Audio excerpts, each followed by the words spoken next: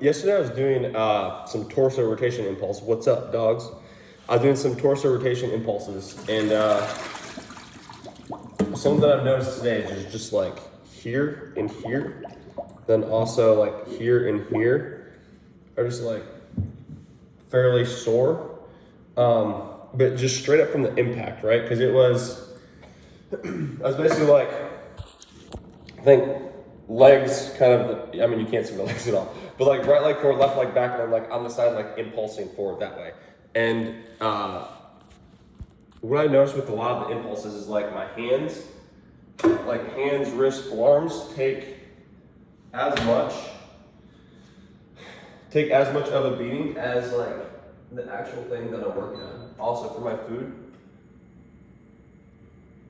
I don't have any more rice, I don't have any more noodles, I don't have any more of the chips that I pick up, I don't have any more of those left. I just have like one serving of rice, and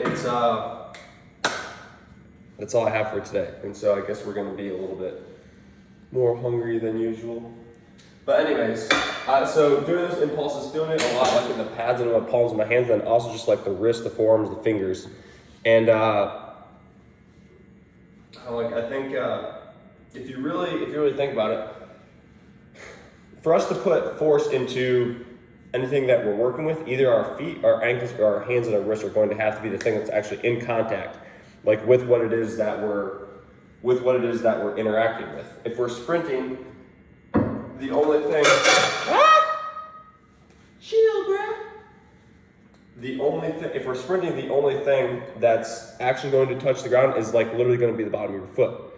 Or if you're swinging the bat or something, the only thing that's going to be in contact is actually physically like your hands and your fingers. When I'm doing the impulses, the only thing that's in contact with that is actually my hands. And I think a lot of times, like when we're training, we're like, oh, well, the hands or the feet are going to limit the output that I can do on this. Holy nuts.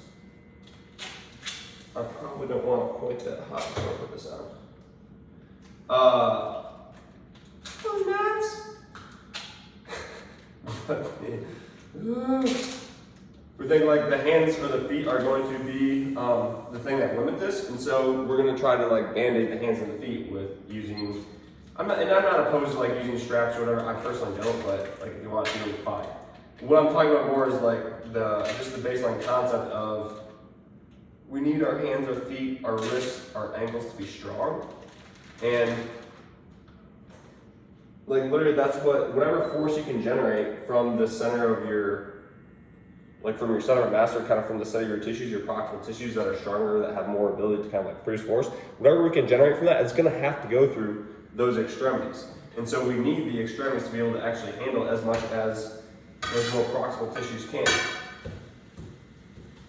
It's a similar thing that I felt, and I don't know if I made a video on it, but the other day when I did, this was probably like 2 or 3 weeks ago now, but I did like a push-up depth drop from 4 feet, and absolutely fine here. The only thing I really felt anything in was with like my wrist. Like it felt like I was getting little fractures in my wrist when I was landing, right?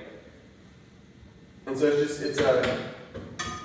I think it's often overlooked in a training context of like, we need to be able to train, or we want to train those smaller structures.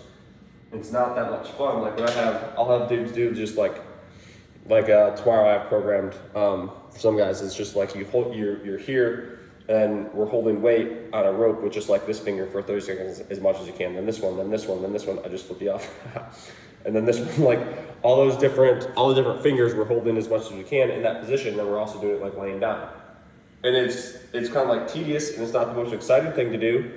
But it's also like, okay, do we want it to actually work? Like, do we want the train to actually work? And sometimes for the train to actually work, we do things that, where's my salt? We do things that are a little bit tedious, or that are a little bit not as much fun. And I mean, we can make them fun and effective by how we view them. But so point being, we need to train those extremities to be able to handle the same amount of force that your proximal tissues can. I know what that means for me in terms of my training. I don't know exactly what it means for you, but like if the only thing that you're doing is bench, squat, dead, sprints, jumps, like we also need to, and not that those aren't going to hit those tissues, but I don't know, like some more of the impact stuff really seems to hit those tissues well. Maybe I'm just talking about mass.